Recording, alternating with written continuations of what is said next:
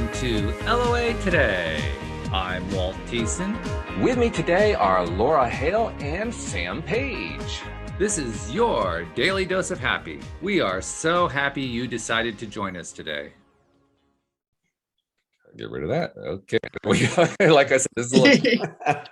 Yes, absolutely. Welcome to another episode of LOA Today. And I am pleased, first of all, to welcome Laura Haehl, who was just on the show yesterday.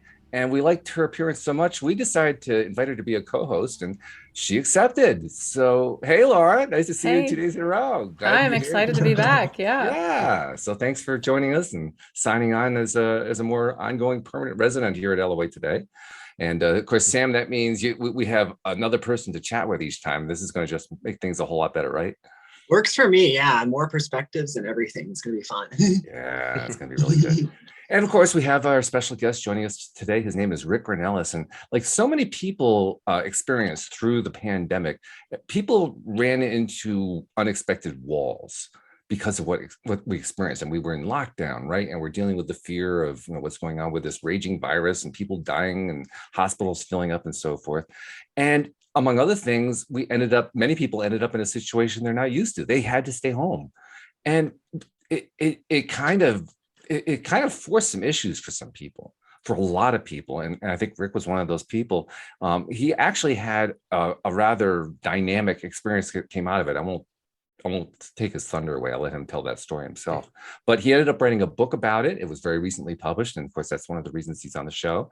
So Rick, thank you very much, first of all, for joining us. And I'm just going to turn the mic over to you and let you tell us what happened. Well, first off, thank you for having me on the show, Walt, and Sam and Laura. It's a pleasure to be here with you two as well. So I'm glad to be on a multi-hosted show. I appreciate that.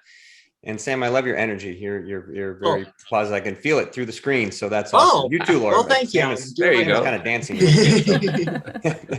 can feel it a little more. But yeah, Walt. So thank you for doing the intro, because you're exactly right. The time of the pandemic and the time of the quarantine was a difficult time for me, like it was for a lot of people, as you mentioned. And in March of 2020, that's really when everything changed for me, as it did for the world when we went into quarantine, because I found my coaching business that I had since 2015 was slowed down significantly, almost to the point of no revenue coming in. And I found myself getting really fearful and anxious and uncertain without having any control of my future. We all like to have that illusion of control, that we have control. And I realized that I didn't. And very quickly.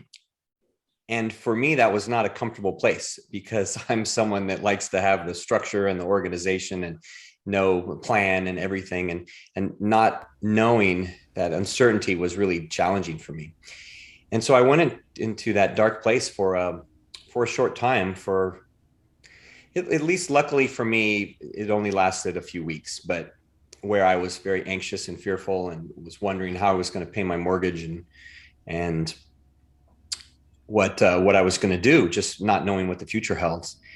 And then I realized, it just kind of hit me as I was thinking about it and praying about it, that I was far better off than so many others. Like you had said in the intro there, that people were dying and people were struggling far worse than I was. And so who was I to really think that I had it bad?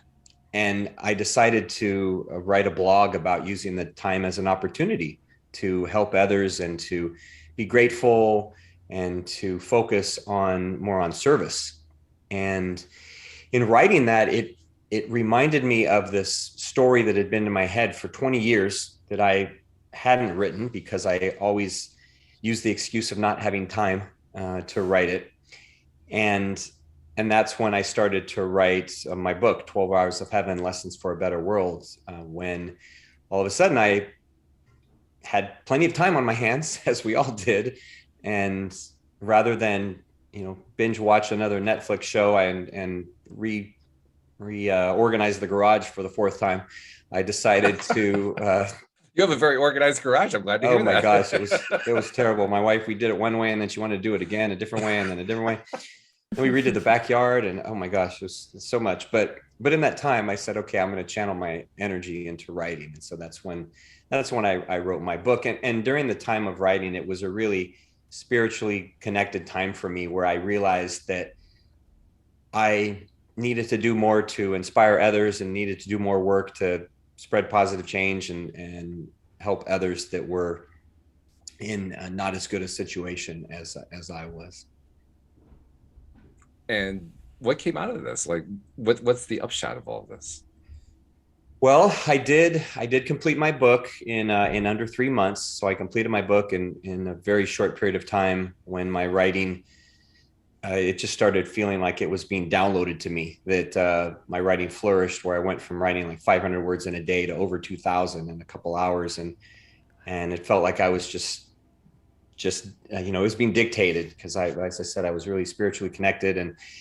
And then in the time of writing, during that time, I was having dreams and visions and all these, just a flood of creative ideas of things I needed to do, things I needed to create.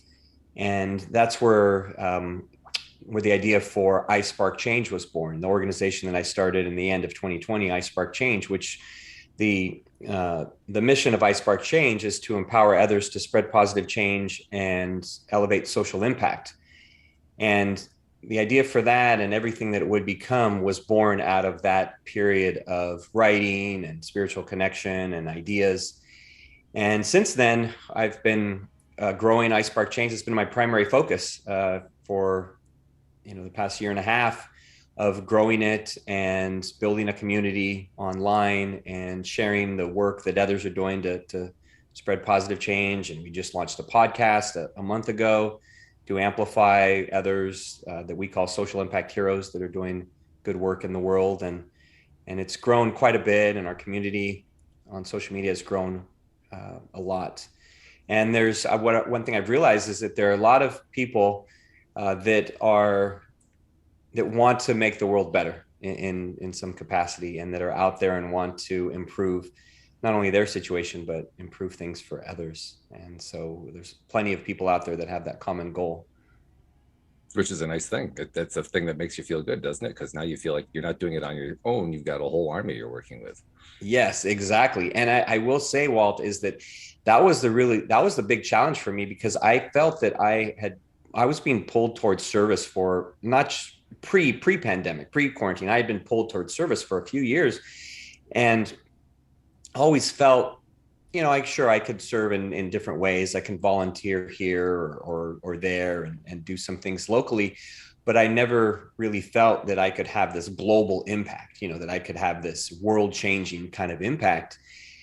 And once I realized that all of us have that potential, that every single one of us, all three of you, and everyone has that potential to have that global impact by doing positive actions on a daily basis, no matter how small you may think they are, that they have that ripple effect, which since then we've coined as a spark moment, that it's that spark moment that leads to an ongoing ripple effect that has a much greater impact than the initial act. And that's where I come to the realization that, that's essentially, I guess, the mental space that I live in now, is that all my actions have that kind of effect, that they can be spark moments that are going to have a life-changing effect on others. And I've seen it represented in my work in the past year and a half. And I've seen examples of that with others multiple times. I mean, hundreds of times in the past few months, which is extremely gratifying. And it shows, like you said, is that there are people out there, and people want to make the world better, and there are people doing great work out there.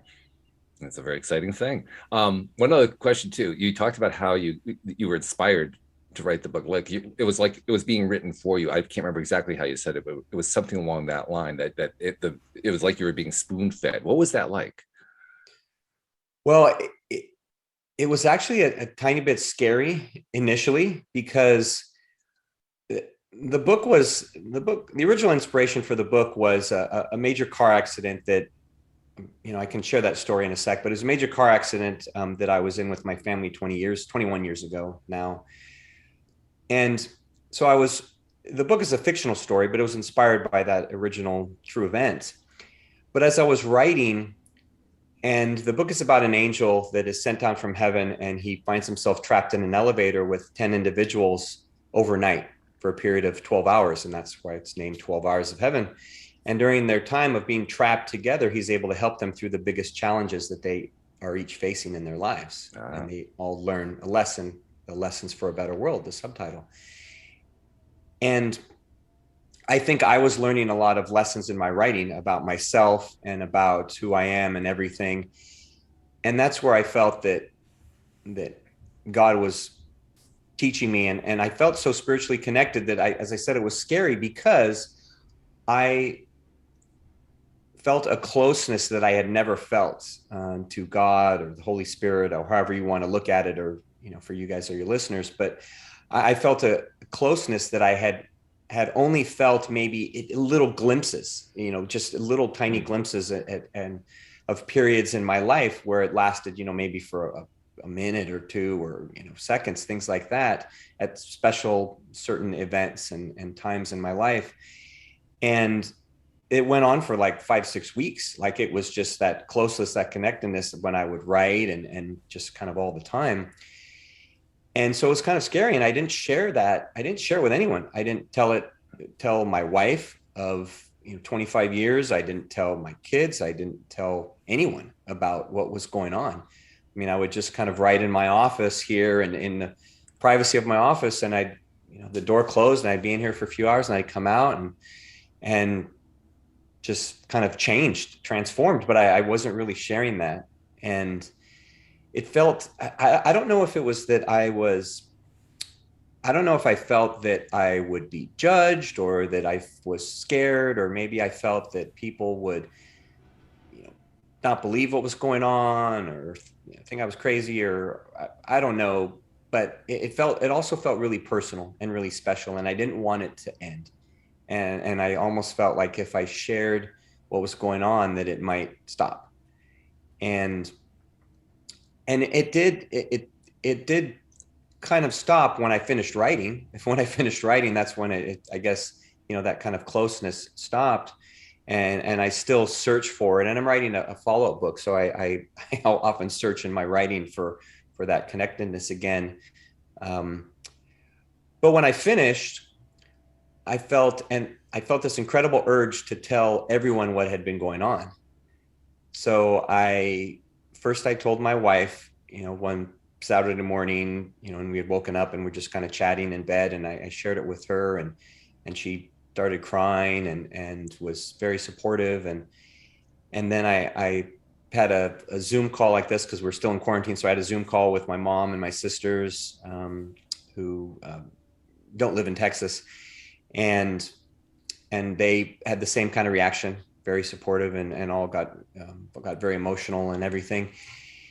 And then with my daughters and their significant others and some close friends. And then I just, one morning, like I said, I felt such an urge to share. I just went in my backyard and I stuck my phone on a tripod and I recorded a video and I posted it on Facebook. And then it got thousands of views in a very short period of time. And people were super supportive for the most part, just very, very supportive. And then I realized I was onto something. And that's when I took off with iSpark Change and said, all right, I'm going to start this community. And people are searching for positive change. People are searching for hope, especially at that time. And so it was those were the messages that I needed to, the reinforcing messages to go ahead and follow through with what I thought I was being called to do. So Laura, this is going to be your first opportunity as a co-host, because before you were just a guest, now you're a co-host. So do you have a question or two for Rick? Yeah, I do. I want to know besides the writing of the book, which I think was probably very surprising, the way that happened and the way it felt. With iSpark Change, what has been one of the most surprising things for you? I'd say that's an excellent question, Laura. And I'd say it's really two things. And the first one I'm going to share is not really surprising anymore. But initially, the most surprising thing was that there were so many other people that I was meeting around the world on Zooms like this, and just connecting with hundreds of people from all over the place that had similar kind of spiritual type connections, or with it almost like a awakening type thing, that people felt like in the time of crisis and the time of a worldwide pandemic, that there were so many other people that were like, hey, I feel alive, I feel awake, and I want to help others, I want to do more to serve others and make the world a better place. That there was just people from all over the place that I was connecting with that want to improve the world.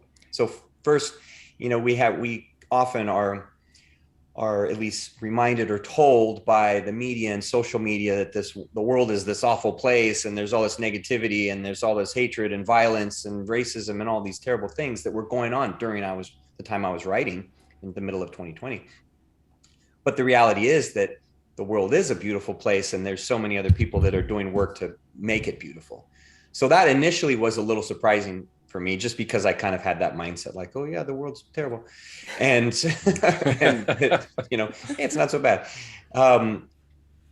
That was the initial thing, and like I said, it's not surprising anymore, because there's just so many people that I've met in my journey so far, and I continue to meet people, every day.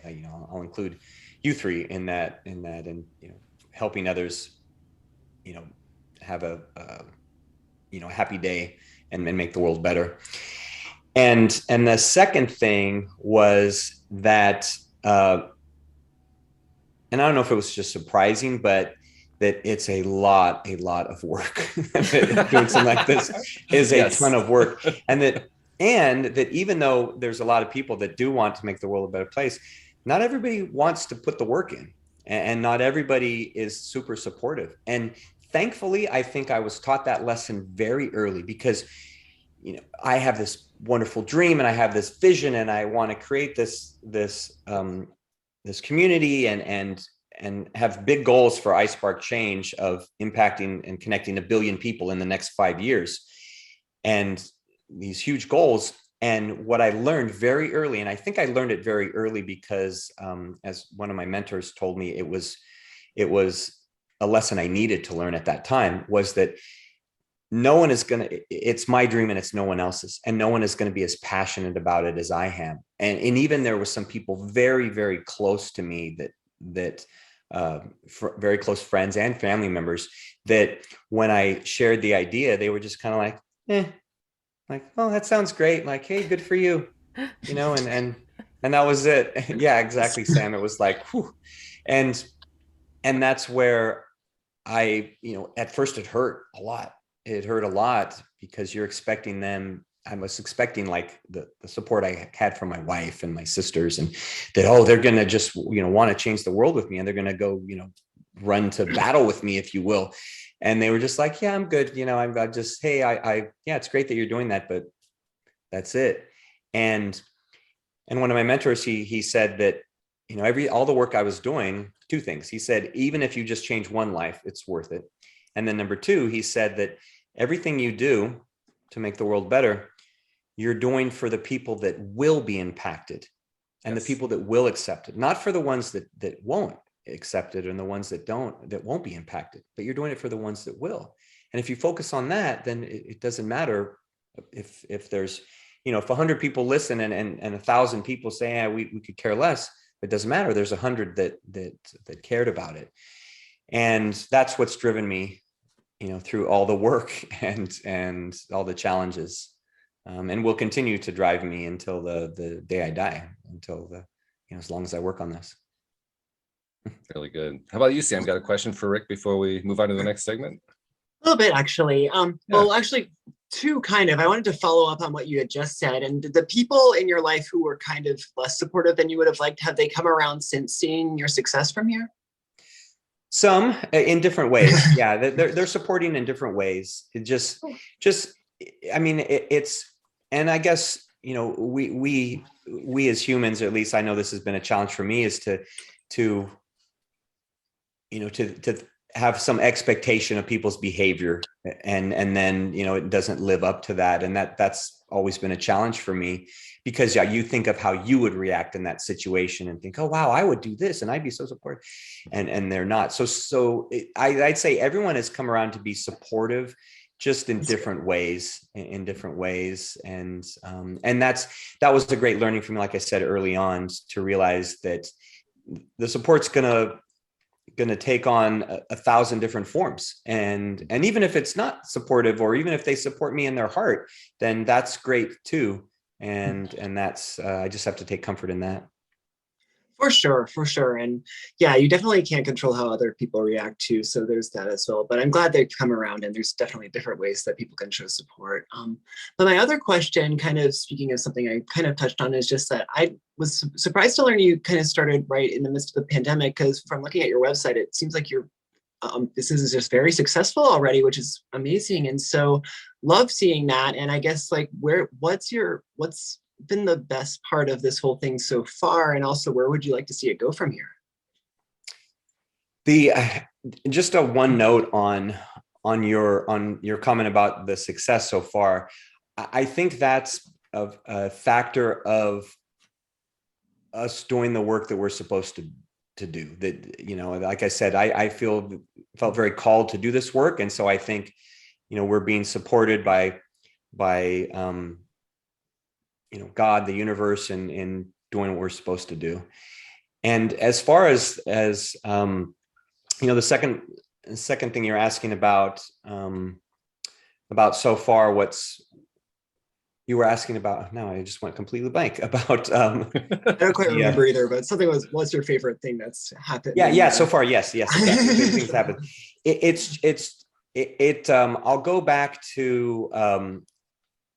I'll go back to what I was saying about just connecting with people from all over the world, because I still do that on a daily basis. Just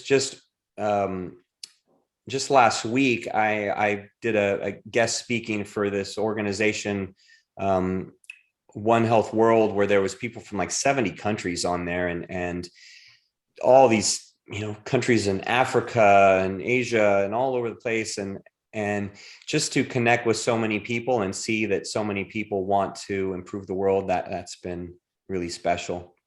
Definitely. I love that. Really good. Thank you for asking. Well, this is good. First of all, thanks for sharing your story. It's a really cool story, and we'll include a link in the show notes so that people can find the book and go read the book, especially a fiction book. It's nice to have a good story to read. So yeah, really cool stuff there. Yeah, thank you. So let's move on to our next segment, which is the Q&A segment, so to speak. And ideally, what we're moving to, hopefully in the near future, is having listeners send in their own questions, because those are actually, in our experience in the past, those are the best ones. They're the ones that could take an entire hour to do one particular question, because we go so in depth with them. But in the meantime, while we're waiting for those to come in, like I said, I grabbed some questions off of social media, and there are a lot of people out there who post asking for help about various things they're dealing with. So I grabbed a few of them, and I'm going to be curious to see what the group's response is going to be to each one of these. Well, we won't go through all of them. There won't be enough time for that, but we'll get through whatever we can. So I'm going to start off with somebody. This is a little bit off the beaten path, as in terms of what you normally get, but I found it to be really intriguing because I found some things in it that I personally identify with, and I'll tell you what those are in a moment. But this person said, "Hi, everyone. I've been struggling with a mental health issue for as long as I can remember. I don't know how to explain this, but I will try my best. My mind is perpetually blank. I have no thoughts, absolutely none. I can force myself to have a thought, but it takes tremendous effort and it's very muted. And when I'm in a conversation, I tend to depersonalize, but I can hear what the other person is saying, but not understand it, process it, or have thoughts in response to it. It feels like my brain is running at 10% of what it should be. I don't know what to do because it's affecting every aspect of my life. It's nearly impossible to communicate this, as I really don't have thoughts, and it has caused depression. I don't believe depression is what causes, but depression is a byproduct of having this blank mind, as it causes loneliness and isolation. I guess I just don't understand what it is. I had a therapist before, but it wasn't that helpful, as he had no clue what it was. All he said is that this isn't in the DSM, so I guess it's an undiscovered mental illness, unless if how I'm explaining it isn't the best. Anyhow, I'd appreciate you reading this post, and I'm wondering if anyone can relate." Do you know how to fix this? And he says, thanks and have a good day. Now, this is really very, very different from perhaps what you were thinking about. What's the Q&A going to be about? This is probably like the last thing that was on your list. And I've already addressed this one. If you want me, I can go first because this is kind of off the beaten path. But I'm curious, do any of you have a response that you want to give to this guy? Well, first of all, I don't know, because I thought that kind of like, with meditation, mindfulness, there's this layer of, the spirituality world where getting rid of your thoughts is kind of the goal. So that your thoughts aren't running you and you're kind of choosing your thoughts instead of being run by your, for lack of a better phrase, like monkey mind that's, keeping you all stressed out. So it's interesting. This person seems to have the opposite problem and feels lonely because of it. It feels like they can't connect with people. I would get a brain scan. That's what I would do first, because you'd want to rule out, because he's saying a mental illness, but what if it's something physical? That's, to me, it's, and the idea that it takes so much effort to connect and speak to someone, I think is really interesting, because I don't necessarily think about my thoughts when I'm speaking. It's like, if you have, especially when someone asks you a question that's a simple question, you just answer it. You know what I mean? So I'm interested in now how the brain works, the thoughts connecting to the words. So I would go off on a whole tangent about that, but maybe someone else should answer. Anyone else want to take a stab? I don't have much. There's a lot to process there in a way, and I don't know a lot, but I agree with what Laura said. It could be a more like neurological thing rather than just like mental health. So it could go deeper than that. So that might be a good idea. But the only other thing I can suggest is just not to judge yourself for that. This is just who you are, and there's nothing wrong with it. It may be unusual, but that's what makes you unique. And like, as Laura was saying, there could be some positive aspects to it. Like if you're not having thoughts, then there's nothing, then you already have that lane right into the zone that most people are trying to reach in meditation. So there is that. And whatever it is, I'm sending you lots of love and hoping or trusting that this will work out for the best for you. I like that. That's really good. Did you want to jump in, Rick? Yes, actually, I love Laura and Sam what you said, because I think those are spot on. If you were to, I guess, diagnose someone to get a brain scan, and I've done work with neurofeedback, and that's been beneficial for me with focus, and my daughter still does that herself for focus and everything, and that's one of the first things that they would do, is they would do what they call a brain map or brain scan. There's different things you could do, but just make sure, like Sam said, it's not something neurological, physiological with the different areas of their brain. That individual may have had a stroke and not know about it. There's lots of things that could have happened from the different areas in their brain. But if it's determined that it's not, then I would be curious as to what their definition of thoughts are, because if they're essentially analyzing what they should be thinking in a given point in time, like in a conversation, for example, then they're having thoughts at that time. The thoughts are their analysis of what they should be thinking. So I would. Now, if they're therapists, they spoke to a therapist and then they asked all these questions, but those would be the biggest questions that I would have, as to, what's their definition of thoughts. And if it's completely blank, then maybe it is something physiological, but I would say there's something there. There's something more to it. There's something more to the picture. And I love what Sam said about, we all have different components that make up who we are, and whether they're physical or psychological or mental or emotional or spiritual, they all make up the components of the person that we are. And so that person is beautiful with whatever their makeup is. Yeah, Rick, that just made me think. The awareness that you're not having a thought is a thought. That's right. Yeah. Yeah, exactly. Good point. Yes, which is where I would dive into if I was speaking to this person. That's where I would dive right into, what's going on there. What are they defining as a thought or not a thought?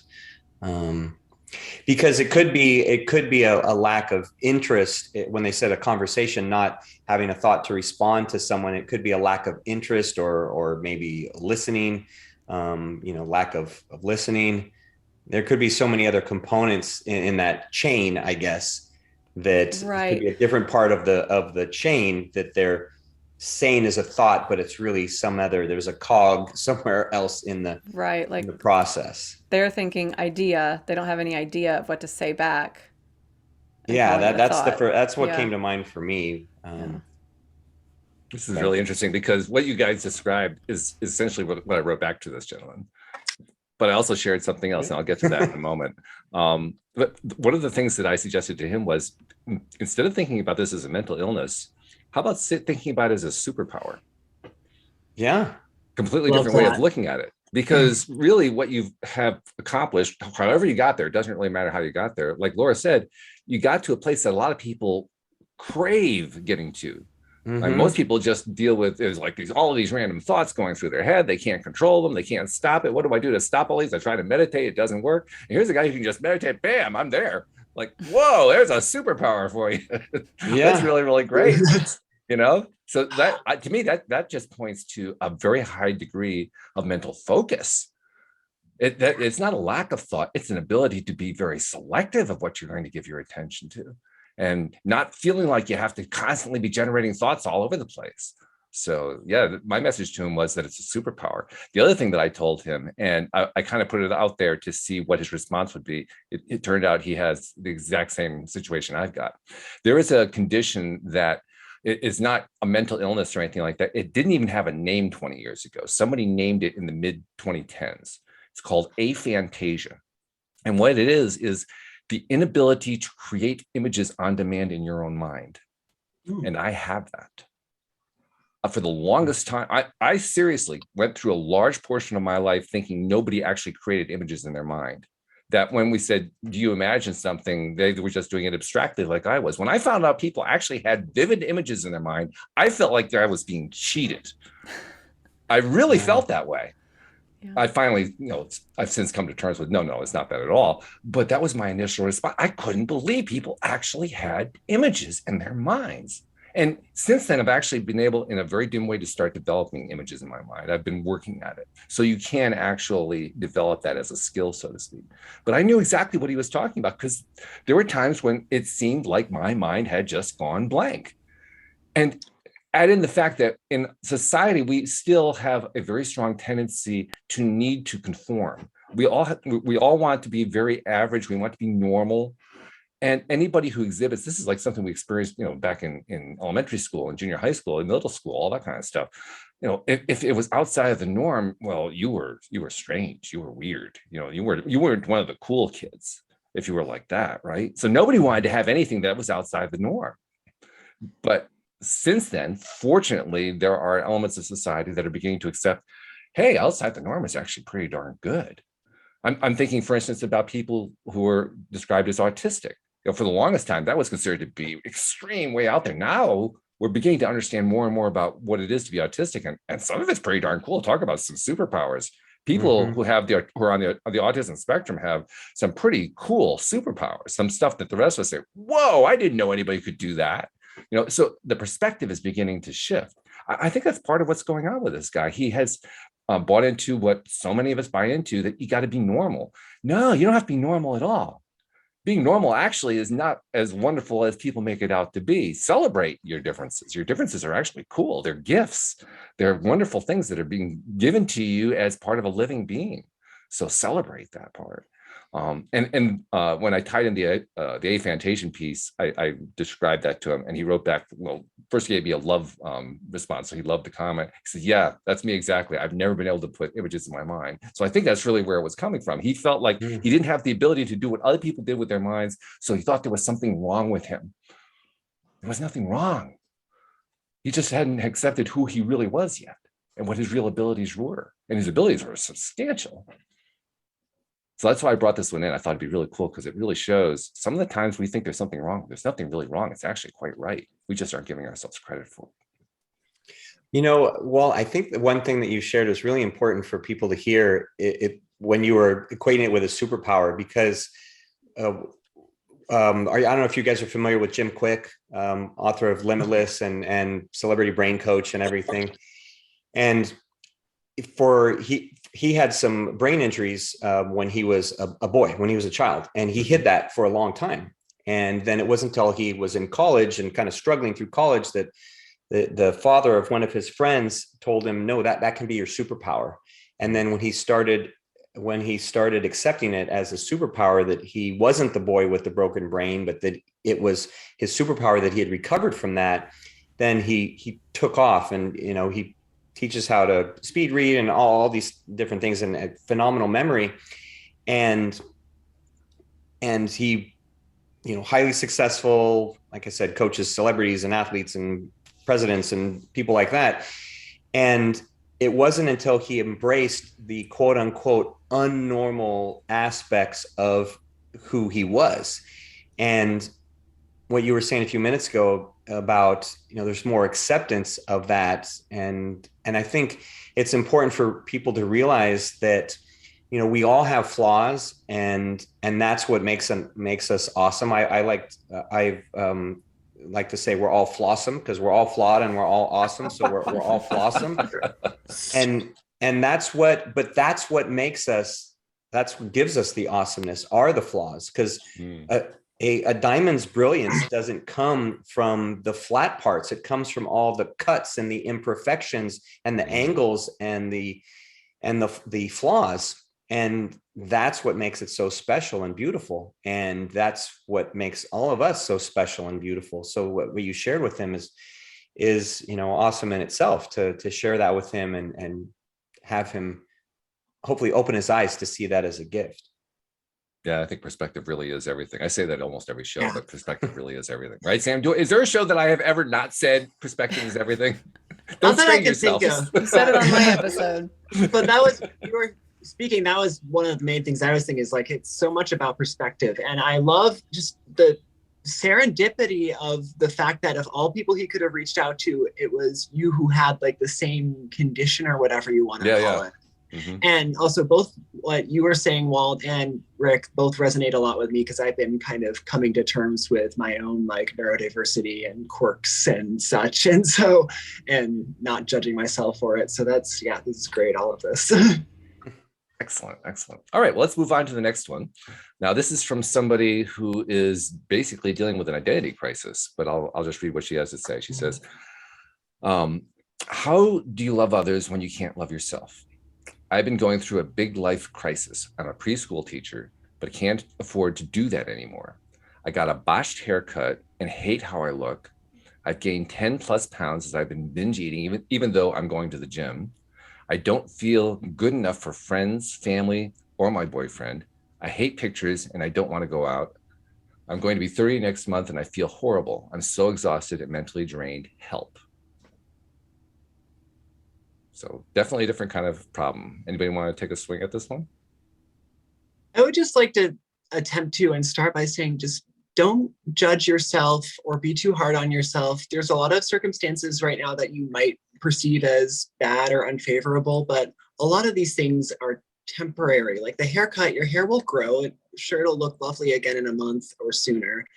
And you can always change what you eat. You can always, and you can't assume that people don't want to be around you or anything. And it is hard to find, I don't want to say it's hard to find love for yourself, but I think it is for some people, because I have a friend who I've told that and he's having trouble with that. So I get that, but like start to find like one thing, just one thing you like about yourself or appreciate about yourself genuinely. And then just kind of focus on that.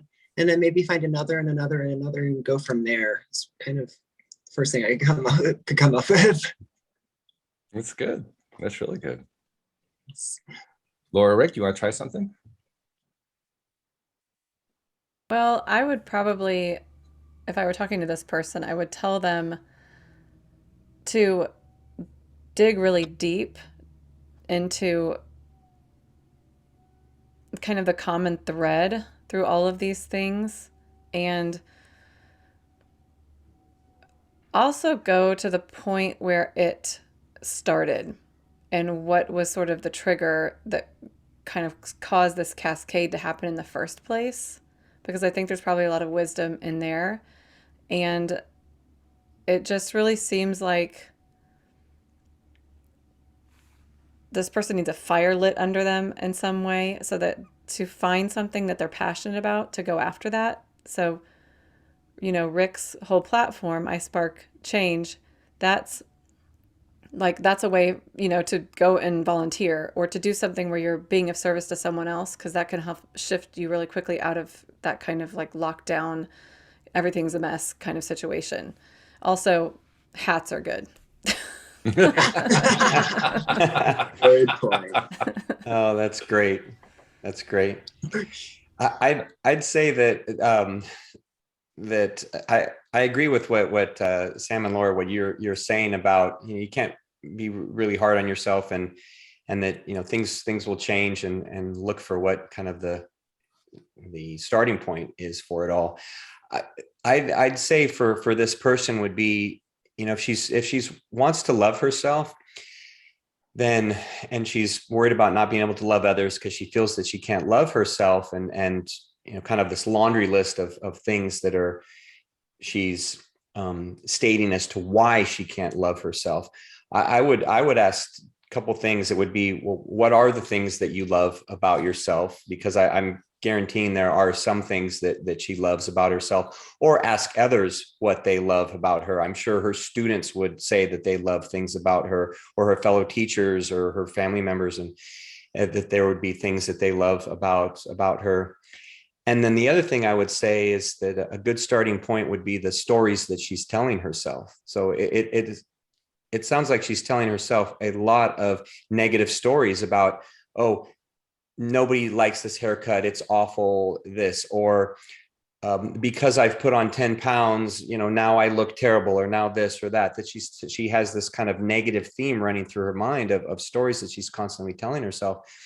And she can try a technique called positive reframing, which is a psychological technique where you look for the good in any situation, and you reframe a situation to say, okay, well, my haircut didn't turn out the way I wanted, so what's the positive in this situation? Oh, maybe I can wear it a different way, or maybe I can start wearing hats and see how they look on me now, be more stylish with the hats, and try different things there. But it's really taking that silver lining kind of approach. But if you literally focus on that, you will always find a good in any situation. I mean, there is always something, but it does take some effort if you're in that kind of constant negative storytelling mode to get out of there. And so I empathize with her, because I know I've had bouts with that myself, and the longer you stay there, the more challenging it is to get out of that frame of mind. So the sooner she can start, like Sam was saying, look for little things and work her way out of that, the sooner she'll be in a place where she feels she can love herself and can love others. That's great. I love what all of you guys are saying, and I love how you all zoomed in on the same thing I zoomed on. The first thing I saw was that first sentence: how to love others when you can't love yourself. Because she's right. I mean, if you don't have the love to give, you can't give it. There's no way to give love if you're not feeling it. And it all starts with, how do you feel about yourself? So how do you feel better about yourself? And you guys gave some brilliant ideas for that. I shared some of my own to her, but I love the ones that you guys, they're just absolutely brilliant. And that's really the secret to all this. In fact, once she starts doing more of that, all those things that she was complaining about, they're going to not seem like they were so important anymore. Because really, they all come from, like she said, she knew exactly what it was. She wasn't feeling enough love for herself, so she's going through all this other stuff. She's got it nailed. She already has it figured out. All she has to do is just start doing it. So, one other thing she can do, Walt, that I was just thinking of as you were saying that, about not being able to love someone is another thing that can help is taking the focus off of yourself and starting to put the focus on others. I know that that's exactly what worked for me when I, felt in that period of anxiety and isolation. Is, for example, like her students, if she puts her focus on, how much she cares for them or how much she appreciates them, and start showing some gratitude for, the effects of gratitude are phenomenal when you start practicing gratitude on a regular basis. And it's been researched, in so many studies that show just phenomenal effects. So if she can start, even just, couple things a day that she's grateful for from each day, that'll have a way of shifting her mind and taking the focus off of herself and onto others, so she can start, finding love in other places, I guess.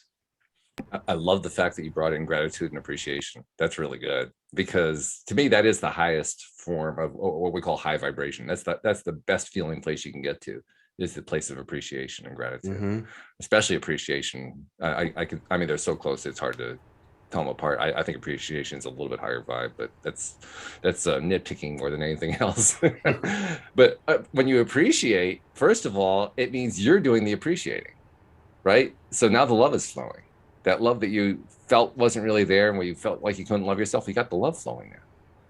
And now it becomes easier to, because once you get the love flowing in one direction, it flows in all directions. It's not like it's unidirectional. It's not like a microphone. Well, you can only hear it if you're talking directly into the mic. No. It flows everywhere. Just get the appreciation going, and it just flows in directions you hadn't even conceived of. So yeah, I love that focus. That's really, really good. All right, good. Well, let's try, see if we can get one more in here in the time we've got left. This is also one that I can identify with personally. I'm going to be curious to see what you guys have to say about it. But this person, she and her husband are, well, to put it in her words, we're struggling horribly with money. She says, we've been in poverty for 3 years and can't pay our rent or afford food. We've been relying on help and no longer want to. Unfortunately, it seems the only way to get out of this is get a degree in something which we can't afford, or move to a less expensive state, which we also can't afford. We're trying to get into trading crypto, but again, you need a lot of money to make a lot of money. We've tried donating plasma. Plasma money only covers so much. And we've also tried signing up for medical experiments, but we have too many pre-existing conditions to qualify for any of them. So any suggestions on how to escape the horrors of poverty?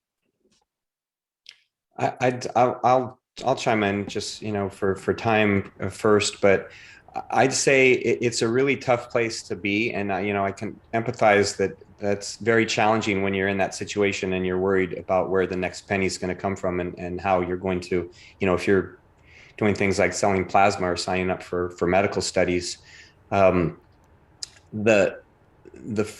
it has to start with up here, and it has to start with having the poverty mindset. And because if that's where she's living and her mind is always in that poverty mindset, then she will always be in poverty. Yes. And it's not until she can change that and have a mindset of abundance, and even despite, how as little as it may be, but have the mindset that you have enough, and get out of that lack mindset, then that's when she'll see things will start to change and doors will start to open, and there'll be opportunities for money. And it's been written about, there's so many books that have been written upon this topic, and I know just relationship with the money is something I struggled with years ago, because growing up with family of 7 and not having a lot, that it was something that I struggled with as well. And until you change that mentality, then nothing else will change. So it's got to start there. And then I'd say just looking for the opportunities in any situation, because again, when you change the first part, then she'll see more opportunities that she might not have seen otherwise. Really good, really good. Laura, Sam? Yeah, I would follow that up too with, and then take an action step. So I know when I've been worried about money, just doing something, even like getting online to look for a job, helps shift me out of the energy of being worried about it. So the first step, change the thought, but then we talked about this yesterday. I had just reread Conversations with God not too long ago, and he had 3 steps for manifesting, and there are more, but the third one was take the action step. So, are probably part-time jobs in the community where they live that could start to show them that they do something and they get money for it, and get that kind of reprogramming of the mentality to go in. And the other thing that's been really helpful for me is emotional freedom technique, or tapping. I always get on YouTube and just search whatever I'm trying to work on, and that helps, because it's usually the statements are things that you know to be true, and you're simultaneously kind of working on the stuck energy in the meridian lines while you're saying these things, and rewriting your thought process. So those two things have been really helpful for me. Excellent. Got something, Sam? Yes, I hesitated on this one because I myself have recently even struggled with money myself, not quite to the same extent though. And what's working for me right now is, just at the risk of sounding kind of a little more on the woo-woo side, is just kind of trusting that things are going to work out. Oh, that's hard to say to somebody in that position though. But I think I would just kind of like +1 to what Laura and Rick have said, because they've given very solid advice on this. And Okay. yeah. Okay, that's good. That's fair. I know exactly what they're talking about, and in fact, I wrote back telling the story of what Louise and I went through 10 years ago, because that's exactly where we were at. Just to give you guys a quick overview of it, we had started businesses nearly part of the 2000s, and with the 2008 financial crisis, both of our businesses got wiped out instantly. Mine was a business I was providing website hosting and development to very small nonprofit organizations, and in a financial crisis, nobody's giving money to financial organizations, so they all went belly up, which meant my business went belly up. And my wife was providing gardening services, and that's an extra. You don't pay for gardening services in a financial crisis, so that went away. All of a sudden, our income was gone, 100% gone. And we were terrified. And 4 years later, we're deep in debt. We're just in a horrible place. And what I ended up doing was starting a podcast. That was literally the year I started LOA Today, because I needed help. I mean, I couldn't afford anything. I couldn't afford to buy a book, let alone a coach. So I figured, well, if I start a free podcast, I can bring somebody on who's an expert. They can just teach me for free. And it worked great. But I know that feeling. I know that feeling, intimately. There's a long story that I won't tell here that I've written about and I've told about on the show. But Sam, you kind of cued it in my mind that when all else fails, when you feel like you have nowhere else to go, it really does pay to just say, I don't know what to do. God, universe, help me. I really have no idea what to do. And when you do that, there's like a letting go piece to that. And that letting go piece is where you can, if you're just willing to just believe for no other reason than just to believe, you can find something coming to you that starts reinforcing, like, oh my God, something just happened. Oh my God, something else just happened. What's going on here? How did this stuff happen? I have no idea. But it starts to happen, all because you just kind of shift your mindset. So I go back to what Rick said. Absolutely. You got to change your mindset. And all that really amounts to is stop talking about everything that's going wrong. And every time you want to talk about something that's going wrong, find something that's going right. Anything. It doesn't matter what it is. Anything to take yourself off of that topic, because that's what's doing it. Rick is absolutely right. That's what's doing it. That's what's keeping you in poverty. You keep going back to this is going wrong and that's going wrong and this other thing is going wrong. You just keep telling yourself that story over and over again. Guess what's going to happen? It's going to keep going wrong. You got to shift that. You got to break that pattern. So yeah, love what you guys were saying there. Rick has to get going. So I want to, first of all, thank you, Rick, for being a part of the program today. Tell people where they can find the book and tell people how they can find you. Well, thank you for having me on the show, Walt and Sam and Laura. It's been a pleasure to be here with all of you. So I really appreciate it and really enjoyed it, especially those questions. Those pretty cool. We could probably do that for hours, but right. But as far as where they can find, if they go to www.isparkchange, the letter I, sparkchange.com. They can find us on any social media platform. We're the most active on Instagram. On our Instagram page, they'll find daily motivation, inspiration, content like that on Instagram. And then we just launched the podcast just a month ago, iSpark Change Podcast. So it's on all podcast platforms. And then we'll release the podcast next month on YouTube as well. And we're, like I said earlier, we're in the very early phases of building that community that will become the world's first social media platform that is 100% geared towards connecting and empowering those that are doing good in the world. So one central hub where people that are doing good can connect, can support, can find others like them or totally other side of the world that are working on something that they may be interested in. And we'll get the early phases of that, going later this year, and then impact 1 billion people in the next 5 years. So the more people that hear about it on your show, the better, so they can join iSpark Change for now and follow us on social media. And the book is on, you asked about the book. The book is on Amazon and Google and the different places online. They can find that for sure. So thank you very much. Beautiful. Well, thank you for joining us. We really appreciate your story and your insights. And I'm sure the people we were helping with their questions, they're appreciating it too. So thank you very much. Yeah, it's like I said, it's been my pleasure. Thank you, Walt, Sam, and Laura. And hopefully we can answer some more questions on another day. All right. So we'll let you get going there. And we got a couple minutes left. But Laura, I got to ask you, this is your first day being a co-host. What do you think? What's it like on the other side of the mic? It's fun. I really like it. I like being able to chime in and then listen to the whole conversation as part of it too. Yeah, it's great. It's a different feeling, right? It's less pressure for one thing. Yeah, definitely. A whole lot less pressure, right? Yeah, definitely.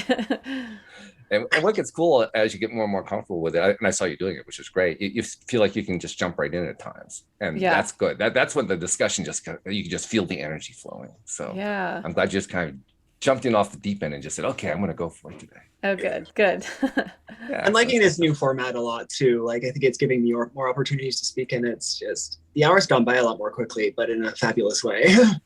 Good. Well, yeah. I mean, I was actually thinking about doing this in the past, like within the last year or so, and I kind of didn't get back to it until I've been trying to resolve the issues, Sam. I've been trying to figure out, okay, what do we need to do in order to build more audience, right? Oh, yeah. And so I was like thinking back, okay, so where exactly did we have our best growth? So I went back and looked at the statistics. I said, okay, well, here's the period. There was like this one really good period. And I said, what went on during that period? And I started thinking, I said, oh, we were doing Q&A. That's right. Okay, so that's where that kind of came in, like, oh, okay, maybe it was the Q&A. Maybe that was really what was exciting to people. I knew we were doing some great deep dives too, so that's where the other part came in. So yeah, so hopefully this is all kind of coming together. Yeah, but anyway, this is good. So Laura, once again, welcome to the program. Yeah, Thank you for joining us on a regular basis. This is really, really great. And Sam, we didn't have you do it this week, but maybe next week you can prepare a little improv for us. I'd be happy to, yeah, for sure. I don't know if you knew this, Laura. He's actually a very accomplished pianist. Every once in a while, he just rips something off for us. Lovely. That'd be amazing. So we get little musical interludes occasionally, which is really, really cool. Yeah. He's even inspired me because for the first time in 50 years, I got a keyboard and I've been playing with it. And he's inspired me to work on it every day just because of how good he is. I love that. Oh, wow. It's very cool. So, okay. Thank you guys very much. And thank you to our podcast listeners everywhere. And we will see you all next time here on LOA Today. Goodbye, everybody.